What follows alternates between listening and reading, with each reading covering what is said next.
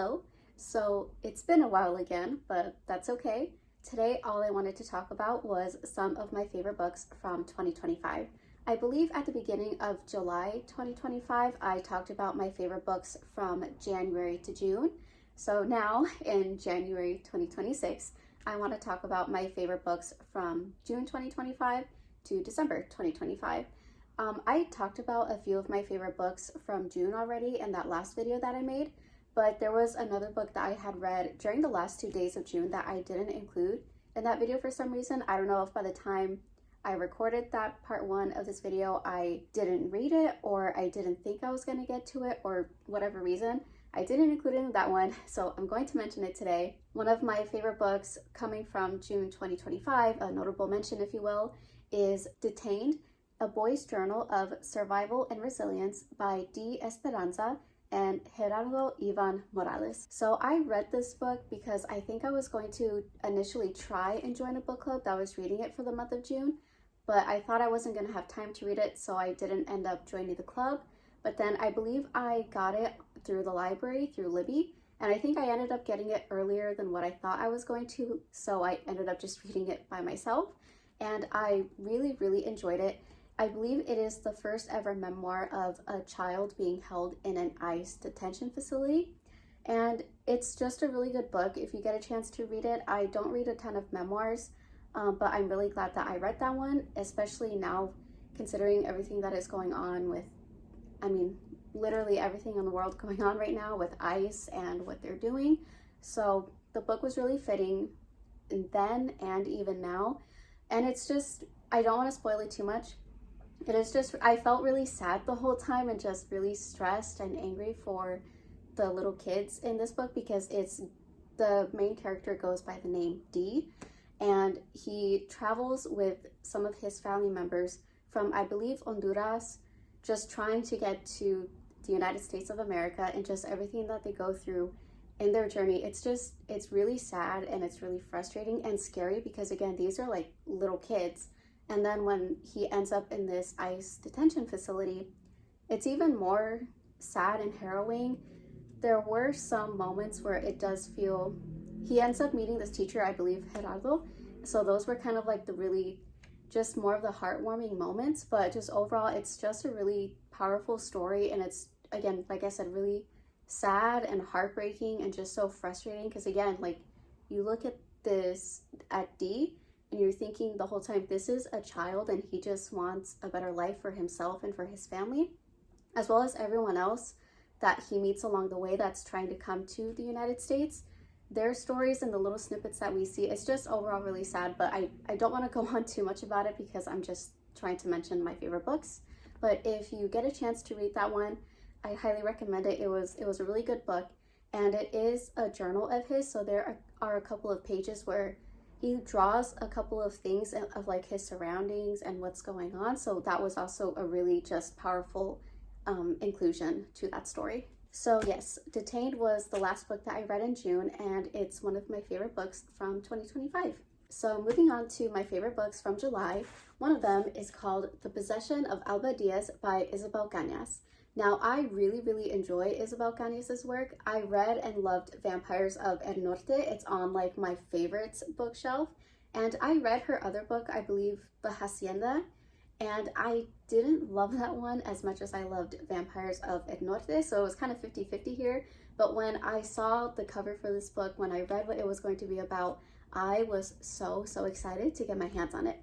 And I was also really fortunate to get an e-arc of the book through Berkeley, the publishing company, or the publishing imprint within Penguin Random House. So I'm really lucky in that regard. I don't take that for granted. And I was also really excited when I purchased the physical copy of this book because I highlighted so many different like quotes, passages, chapters, scenes on my Kindle when I was reading, and I transferred all of them to the physical copy. So it was pretty satisfying to see like how many tabs were gonna be on here. But I absolutely loved this story.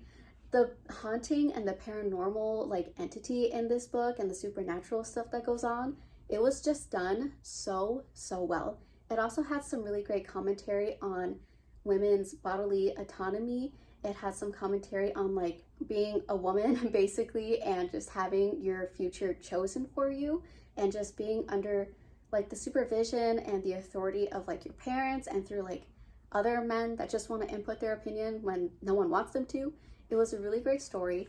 I also really loved the romance in this book. Isabel Cañas does such a great job of like doing like forbidden romances, because in Vampires of El Norte, it was like a rich girl and like a farmer, I believe. And then in the Hacienda, it was between, I forget if she was rich, but it was between like a rich woman and a priest.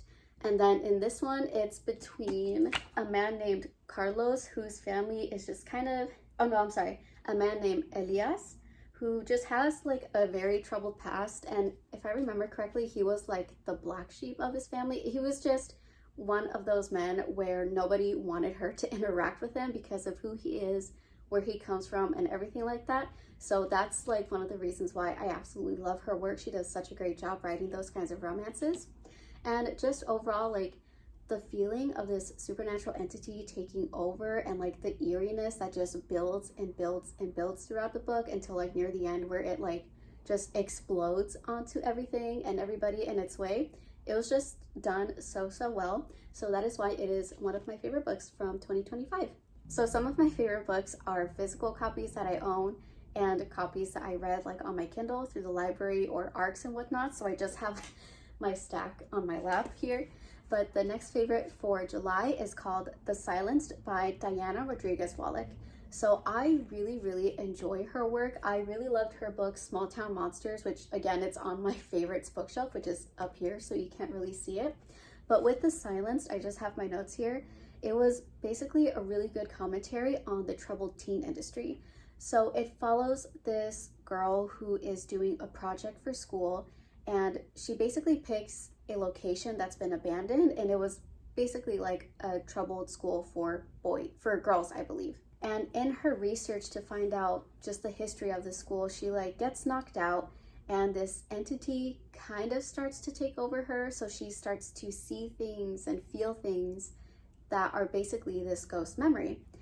And it was just a really good book, because not only was the plot really cool, the characters had so much going on for them, and it was actually like, it was scary in the sense of what was going on with like what these adults were doing to these teens in this industry, in the school that they were forcing them into. But Diana Rodriguez Wallach, she has a journalism background. So at the very end of her book, if I remember correctly, she put all of the sources that she used in order to write this book. Like, she includes everything that she used for her research. I believe she might have interviewed a couple of people too, and I think she included that in the back as well.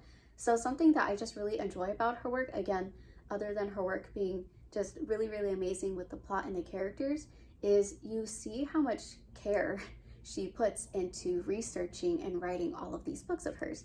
So it was a really good book. I thought it was so good because it's told in 2 different timelines by 2 different girls, girls. I don't want to say or spoil too much. And I really liked that because you see where and how they begin to connect with each other. So going into August, it has the highest number of books that are ending up on my favorites list. And the first book I want to say is Breathe In, Bleed Out by Brian McCauley. So I'm pretty sure I talked about this book before in previous videos. I really loved his work with the Candy Cane Kills books.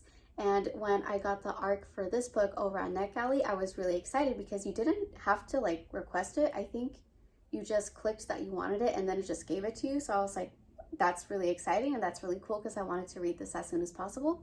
But this book, it is about a woman named Hannah who has a troubled past and she's trying to move forward, and she ends up going to like this wellness spa with her friends where a serial killer ends up making its round onto everybody and like offing everybody. It read really fast, and I also tabbed a bunch of stuff too. This is a thriller, but I found a lot of the quotes in here just so funny, and kind of like, it would just like be funny just out of nowhere because you're in like a scene where it's really serious, maybe everyone is like reflecting and it's emotional, and then a character just says something like just kind of offbeat, and it made me laugh.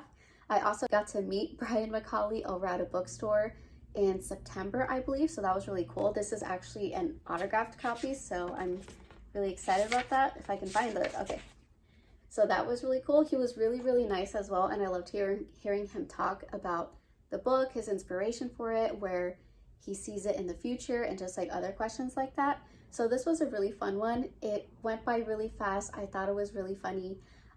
I feel like I've seen a couple of people say that it reads kind of like a movie script or something like that.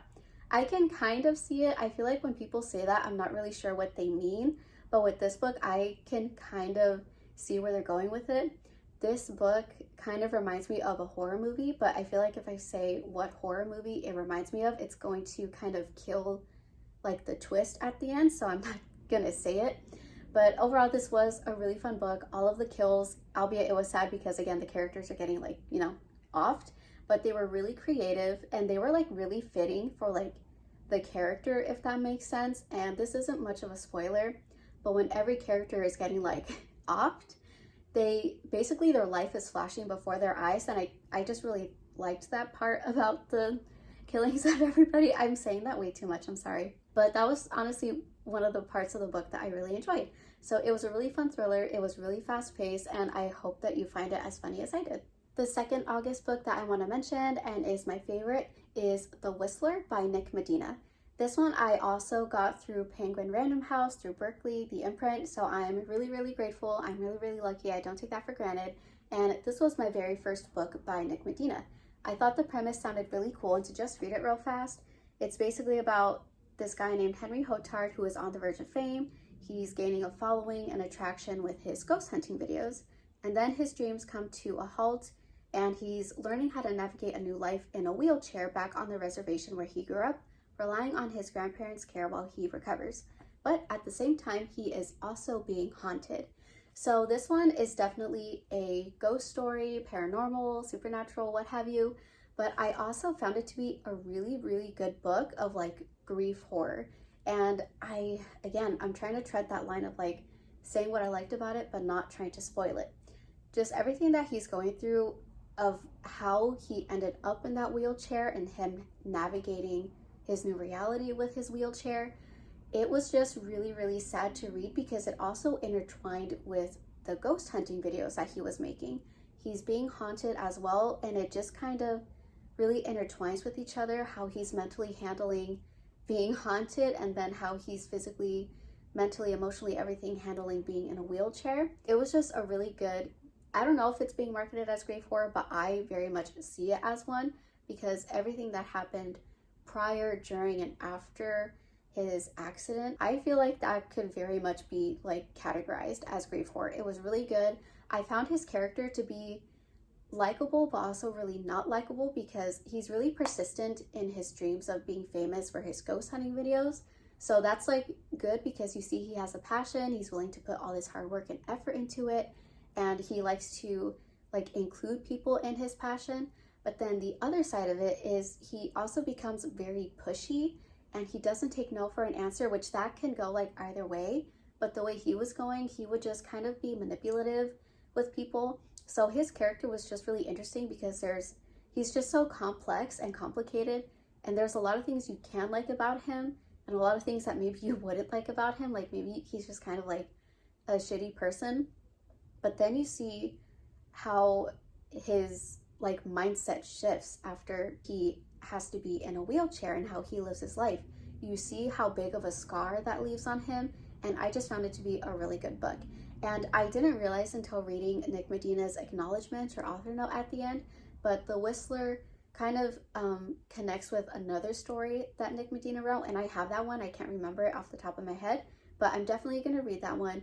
And just overall, The Whistler was a really good like paranormal, supernatural ghost story. I thought it was like pretty good grief horror, and that's why it's one of my favorites. This next favorite is a physical copy. Back in August 2025, I went to the Sinners and Stardust event in Boston, and I picked up a lot of books. And my friend that I went with, she was really gracious, and she bought my ticket for that event because she had an extra ticket and she didn't know who to ask, but she asked me, so I'm really grateful for that. And in the goodie bag that we got, we had a couple of books, and one of my favorites from August 25 August 2025, I'm sorry, is one of those books from that goodie bag, and that is Headless Hollow by Brooklyn Cross. Now, Sinners and Stardust, if you don't know, was a dark romance event, and I don't read a ton of dark romance. I'm still very new in that genre, but the friend that I went with, that's her genre. Like, she knows a lot of things about it. She reads a lot of it. So I kind of leaned on her a lot of that like knowledge during the event. But I read this one when we were still over in Boston at this event. I was reading it just in between like going outside of our hotel room and venturing into the event. And I'm not sure what to say about this. I don't know if I feel like shy talking about dark romance books. Like, I think because I don't talk a lot about it, I don't read a ton of dark romances, but this was one of the first ones that I read from that event, and it's a really, really short book. It is only 155 pages, so it was really, really fast, and I liked how immediately the story takes off. And I feel like even with how short it is, you get a pretty good grasp on all of the characters right away. The mystery that's going on, the killings, and just them trying to figure out the killer and everything, because it's a sleepy little town. Someone is going around, offing people again, and a detective is on the case, and a woman named Izzy, who is a coroner, is on the case, so they're working together, and this detective is like her crush from like high school. So it had that going on in terms of romance, and I'm not really sure how to talk about like the intimate scenes in here. I don't know what I'm allowed to say and what I'm not allowed to say. I'm also just kind of getting really shy, but so I'll leave it at that. This was a really good dark romance book, and if you're curious about the genre, I don't know if this is a good like beginner friendly book to start, especially with how short it is, but I liked it, and I will keep it at that. This next August favorite is The House Witch by Dylan Hack. I just looked up a YouTube video on how to say the last name, and that's what I'm hearing, so hopefully it's right. So The House Witch, I feel like it's like a cozy fantasy kind of book. When I think of this, I get like the vibes from Legends and Lattes and Bookshops and Bone Dust, I believe, from Travis Baldree. I have the books somewhere on here. Yes, Bookshops and Bone Dust, sorry. So if you like Legends and Lattes, Bookshops, and Bone Dust by Travis Baldree, I feel like you might like this one. It's basically about a man named Finley Ashawan who becomes the new royal cook for the king and queen of Daxaria, I believe. And everyone just kind of wonders why he's being this new royal cook, because he's like a young guy. But a secret that he's hiding from everyone is that he's a house witch. So I guess like that's kind of one of the main plots of the story, because there's also like obviously kings and queens, there's a war going on, so there's a lot of talk of that in the first book, kind of just them like I feel like in the second book they're more preparing for it, and in this first book, if I remember right, I feel like they're just trying to gather more intel about their enemy, what could happen, what they need to do, things like that. And we see how Finn just deals with being the new royal cook, somehow working alongside the king and the queen in this upcoming war, and also having a romance with a noblewoman named Lady Annika Janor. I'm not sure how to say her last name, but I see Janor, so I'm saying Janor. So I really like this book. I thought it was really cozy. I was supposed to read this for a book club that I'm in over on Discord. I did end up like catching up with everybody, so that's really good. And there's 3 books in this series. There's this one. I know there's like, it doesn't say it on here, but it's like The House Witch and then a subtitle for books 1 through 3. And I don't remember them off the top of my head. So I'm very much in the middle of the series. But then there's like 2 additional series after this. I know one is called like, this is the House Witch series. The other one is called like the Ember something. I can't remember, but there's quite a few books by this author that kind of takes place in this general world. So I'm really excited to get to those. So because it was just a cozy fantasy for me, I really loved reading it. I loved just getting so into like the cooking and the war and the characters. That is why it is one of my favorites. The last favorite for August 2025 is called Brownstone by Samuel Tier and illustrated by Mar Julia. So this is a graphic novel. I got it through the Libby app, and instead of reading it on my Kindle, I read it on my phone because it's a graphic novel and I didn't want to just look at black and white pictures the whole time while reading it on my Kindle, so I read it on my phone. And this book is about a teenager named Almudena who spends a summer with her Guatemalan father, learning about her heritage and identity while helping him renovate his brownstone in Brooklyn. So this was a really cute book. It was really colorful. I don't read a ton of graphic novels. I feel like one of the last ones I read was just black and white. So this one having color was really fun. I would like zoom in all the time to look at the details of the drawings and just like the color gradients and things like that. So it was so visually pleasing. And I also really liked the story because I just think about how it must have been for Almudena to meet her father for the very first time, because her mother ends up going on a trip somewhere, if I remember correctly, for like her work. So just her meeting her father for the first time, it was I can imagine it was definitely a shock, but there's also the inclusion of like the language barrier because she's half Guatemalan, her mother is not, and her mother, I think, didn't really teach her much Spanish growing up. So her Spanish isn't really that great. It's very beginner friendly, I think, and her father, all he speaks is Spanish. So seeing them interact was really interesting because not only are they meeting for the first time, and you see Almudena just be really, really hesitant with like trying to connect with her father and form a relationship with him. You see her father just be so excited to talk with her, to spend time with her, and just having that language barrier also just makes for a really funny conversation. And I'm sure really frustrating because sometimes Almudena would need to tell him something, but she doesn't know how to get her sentence across to him, and he doesn't always understand what she's saying. So it's just a constant like back and forth with those two. So I thought that was really fun because I can relate to that in a lot of different ways. And I really just liked seeing them grow their father-daughter relationship. I thought that was really sweet. I feel like I needed a little bit more like of a reason as to why he wasn't in her life, because when you see them interact, you see that he's actually like a super loving father. So I just feel like maybe that point could have been a little bit more tightened in that aspect, but overall I still really enjoyed it. I also wish that I spent more time reading that book. I think I might actually get a physical copy because I was reading it like in between the short breaks that I had throughout my day. So I feel like I was just absorbing what I could and then going like so much time without reading it that when I would go back to read it, I just felt like I feel like I just needed to have a full sit down and read it. But it is one of my favorite books because I just thought it was really sweet. I can see that it's just about like reforming a relationship with your parent figure who maybe wasn't in your life for as much as you would have liked them to be, the language barrier and its frustrations and its funny moments at times. I just thought it was a really nice book, and I also really liked that it was a Guatemalan representation because my husband is half Guatemalan, so I just really like to try and absorb as much as his culture as I can just to learn a little bit more about his side of his culture in terms of Guatemala. So I really liked this book, and even though I wish I took more time to read it and to really focus on it, it did leave an impression on me because I still think about it to this day. And I do want a physical copy because I can tell it would be so, so beautiful as a physical copy. But regardless, it is still one of my favorite books from 2025.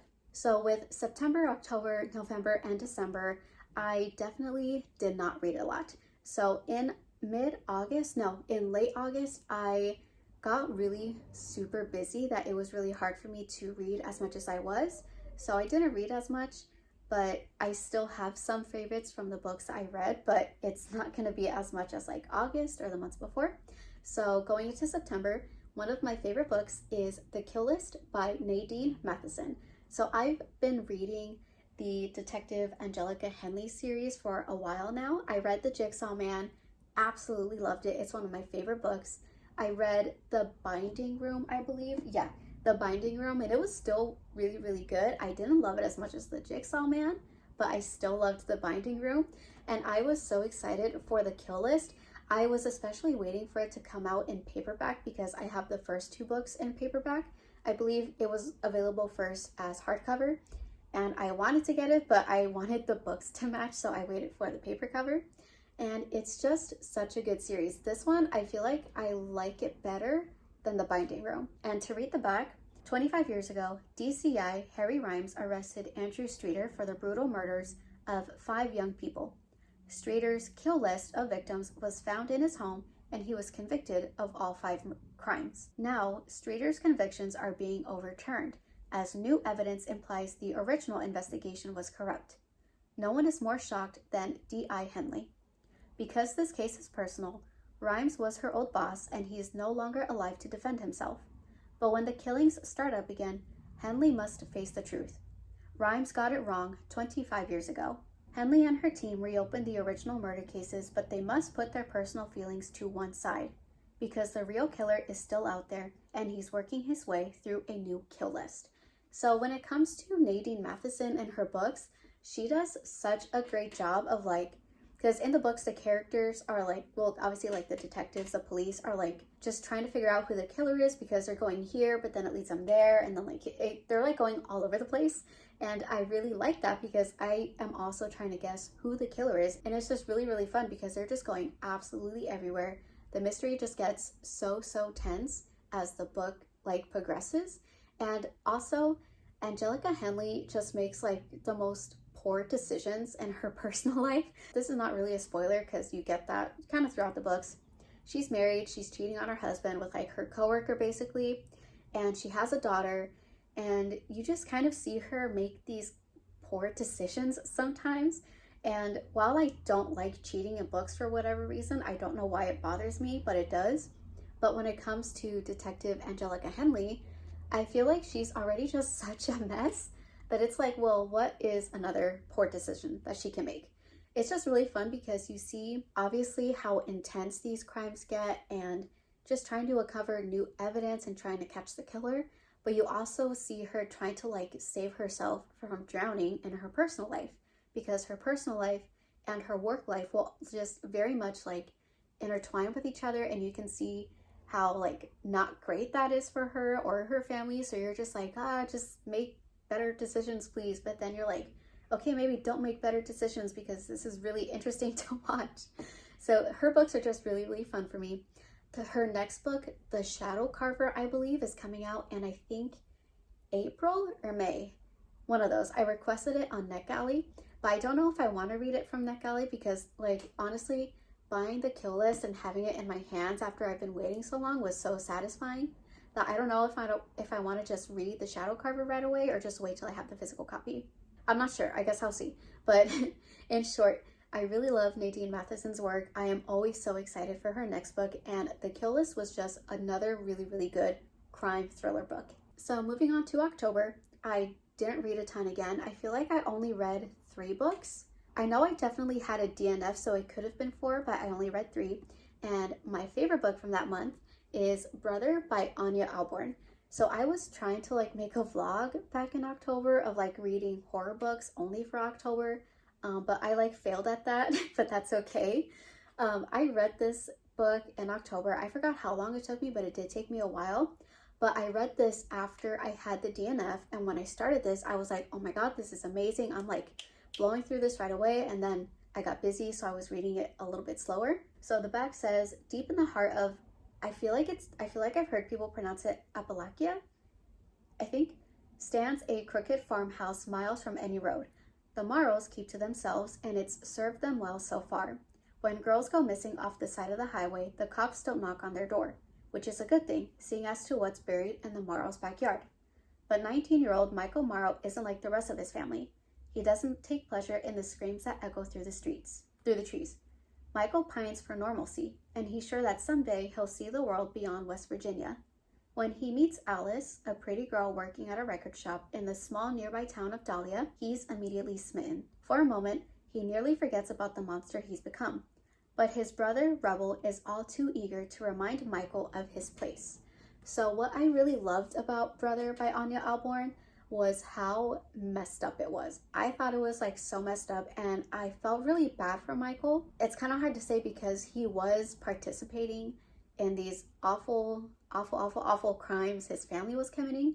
So I'm okay, well, you're obviously involved. You would get in trouble with them if the police finds out what you're doing. But then when you're reading him and his thoughts and how you can see how he doesn't want this life, he doesn't want to be doing the things that he's doing.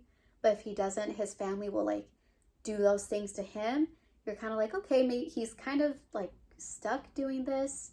So like that sucks, but then you're like, you can just run away and not do these things, report your family, do what's right, and then you're like, well, they don't necessarily make the, it's one of those weird things. I'm not condoning what his family does. I'm not even condoning what Michael does. I can just see why he's so troubled. I picture what that situation would be like, and it's, the word I can come up with is like trapped. He is definitely trapped in here. And diving deeper into his backstory of who he is and other things like that that I can't spoil, it just becomes even more messed up. And then his brother Rebel, and that is actually not his brother's real name. Oh, sorry, that's a spoiler, but it's not too important, I feel like. Knowing what his brother Rebel has done just makes things 10 times worse. So overall, this book, it's just messed up. It's really good, but it's so messed up. And I felt it to be really fast paced, even though it took me a while. I feel like it was just because I got busy. If I wasn't busy with everything going on, I definitely would have finished this in like 2 days. I don't know what else to say about it other than it's really messed up because, again, the crimes that they're doing, everything that Rebel does outside of his family's knowledge, and then reading about Michael where you're like, okay, well, you did that. You did all those bad things too. Okay, like you don't want to be doing them. At least you're kind of nicer, but you're still doing them. So it's this back and forth. I'm not sure if I'm like putting that eloquently, but I feel like if you read it, you might see what I mean. Or maybe I'm being like too nice about Michael, but overall, it's just a messed up book. It's a ton of situations where you just feel like you would be trapped. You feel like there's no good way out of the situation. And I feel like just having that like conflict going on mentally, emotionally, and everything basically, I think that's what makes it a really good book. And that's why it is one of my favorites. So with November 2025, I actually don't have a favorite, but going into December, for ending strong, I guess, because I have 3 favorites. And the first one that I want to mention is The Hollowed by Amilea Perez. So this one, to read the back, Dr. Lucia Castillo was never supposed to leave Sancta Medical. Not after the outbreak turned her research lab into the last line of defense against the virus that hollowed out humanity. But when a vaccine of her creation proves to work, she is thrusted into a world far more dangerous than the flesh-eating monsters outside. Accompanied by Alejandro Ramirez, a soldier with too many scars, and Luna, the dog who's followed him through hell, Lucy must journey west to the only facility left that might help mass-produce a cure. But freedom has a price, and trust is a currency no one parts with easily. Prometheus, the institution that raised and educated her, claims to serve the greater good. But as Lucia digs deeper, she begins to realize that not everything is as it seems, and sometimes the greatest threats come from the very people who swore to protect you. Now, the first thing I want to say is there is a dog in this. It lives, it's fine. So if you want to read this, that is not something you have to worry about. So I saw this book and I always thought it sounded so interesting because I really love like dystopian zombie world. So when I saw this book was that, I was really intrigued. And I believe her ebook went on sale and I ended up getting the ebook, and then I can't remember how far into the book I was, but I was enjoying it so much that I ended up just getting this physical copy. I tabbed a couple things, as you can see, and I believe I bought the book bundle. I don't know if it was like that was the only option or if you could just get the book solo, but I feel like you could have gotten the book solo. But I ended up getting the bundle that gave me not only this book, but also an autographed copy. And it also came with like a bunch of different artwork pieces and a lot of stickers. And honestly, like it was one of the best purchases I made in December. And I did post a picture of that over on my Bookstagram. I'll put it right here. But it was like a lot of artwork and I was just so excited because the pictures and the artwork, it's so beautiful. It's so like well thought out. I love seeing the characters in the different scenes throughout the books in these art pieces. So that was just a really exciting part of this purchase and in December. But what I really loved about the book is, again, I love zombie stories. I love viruses and trying to find a cure for them. I also really love a romance, obviously. And this one is like a friends to lovers story going on. Like he fell first, she fell harder kind of thing if you need like tropes. But this was a really fun story. I flew through it, I feel like. I can't remember how many days it took me, but I know like I was like reading this whenever I had time, and it was so fast paced, and I really loved the plot. And I think it's, I don't want to put words in anyone's mouth or her mouth, but on Goodreads, it says like this book is number one in the series. And it kind of makes sense because where the story ended, I would be really, really upset if there was no continuation of that story in a sequel. So that'll be really exciting. I really loved the zombies in this book. I thought they were really, really cool. And in the book, they also venture through different safe havens, if you will. I really loved seeing how that played out because in one of them, you see this place sounds really good, but it's not what it seems. So they end up going to a different place, but I won't say more. Again, I'm treading that line. Trying to be vague, but end up being super spoilery. So I'm sorry. So this was a really good book. I highly recommend it if you want like a dystopian story filled with zombies and viruses and trying to find the cure for that virus. And I thought it was funny that in December I was trying so hard to be in like a Christmas mood, but I ended up reaching for zombies. The second favorite from December I read with a couple of people, and it is called Amor, actually, written by various authors. And I've been wanting to read this story for a really long time. It's actually an anthology, and I didn't realize this, even though I should have, because it's literally in the name, Amor Actually, Love Actually. I love the movie Love Actually, despite any flaws that maybe it has. So reading Amor Actually was really, really cool because I didn't realize it was sort of taking its own twist onto the characters from the movies Love Actually. I borrowed this from Libby, so I don't have it on me, but I had quite a few favorites from that story, from that anthology. I know one of them, oh my gosh, it was like one where a woman and a man end up getting stuck in a cabin together, and there's like that language barrier that they have. That was a favorite. Another favorite was between a widower, for a man, a widower, and like his son's teacher. That was a favorite. Another favorite was between two sex workers, I believe. I thought it was so sweet. That one was like one of the most wholesome stories in this book, just the way they talk with each other, the way they like do all these things for each other. I found it to be like so sweet. So that was a favorite. And the last story, I thought it was really fun because it was between a woman who basically everyone in that story, they're preparing for her Nochebuena. So the last story was about this woman and she met like two men on vacation. That was another fun one. I do want to buy a physical copy of that book because I found it to be really fun and I love the cover. It's very Christmassy to me and really colorful. And I'm really glad that I read it with a couple of people because I was excited to share my thoughts. My last favorite book of December and for 2025 is The Magic of Untamed Hearts by Raquel Vázquez Gilliland. I've mentioned this author before. I've mentioned this series before. It's called the Wild Magic series. I was really lucky to get this book from the imprint. I got this from Penguin Random House. Very lucky, very grateful, very honored. And I found it to be a really great conclusion to the series as a whole. This last book follows Sky's perspective. She is the youngest sister. It's Sage, Teal, and Sky. Sky, they thought she was dead because she fell like basically off a cliff, but they find that she's actually not dead. So we follow her story and her just trying to navigate this new life because it's been a couple of years now since she died, since she came back, and she feels like she's just doesn't know too much about life. Like there's so much that has gone missing from her in the years that she's been gone. So she's just trying to navigate that. And she makes a deal with this guy named Adam for an exclusive interview with her. He's down on his luck because he got fired. He's back at this small town, Cranberry. So he's also just trying to find his big break. And in return for giving him this interview, she asks that he pretends to be her friend because all of the people in this shitty town are like so mean to her.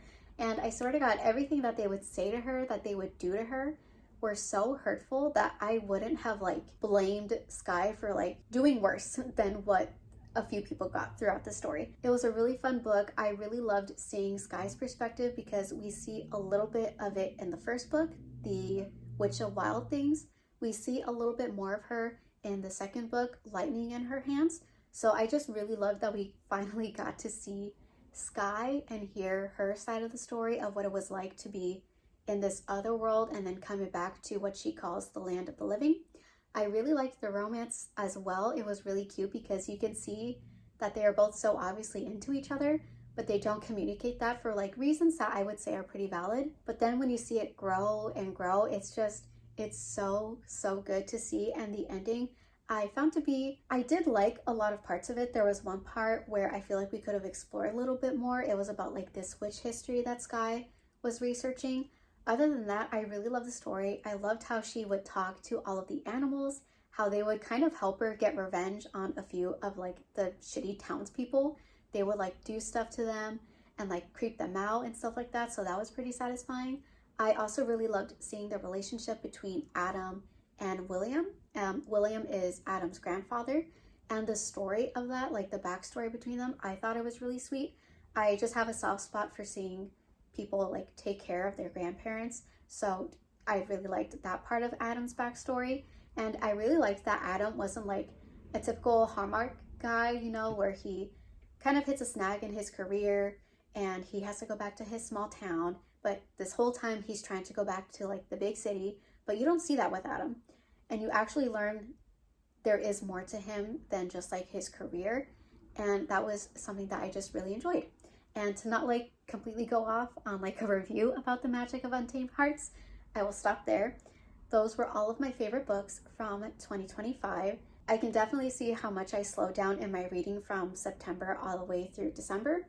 And going into 2026, I'm really not sure how much I'm going to be able to read, but that's okay. That's all I wanted to talk about today. I know I keep going so much time between like making a video and everything, but I just don't want to put too much pressure on myself. I'm happy that I can even do this video right now. So I will leave it at that. I really loved sharing all of my favorite books from 2025. I hope I can still just read in general in 2026. I'm not sure how much time I will have to make more videos. We'll see where this goes. I just know that I had a lot of fun talking about my favorites from 2025. I hope you enjoyed listening to me, and I hope that you enjoyed the same books that I did, or you pick up some of the books that I mentioned and you enjoy them too. And I guess that's it for now. Thank you, and I guess I will see you next time.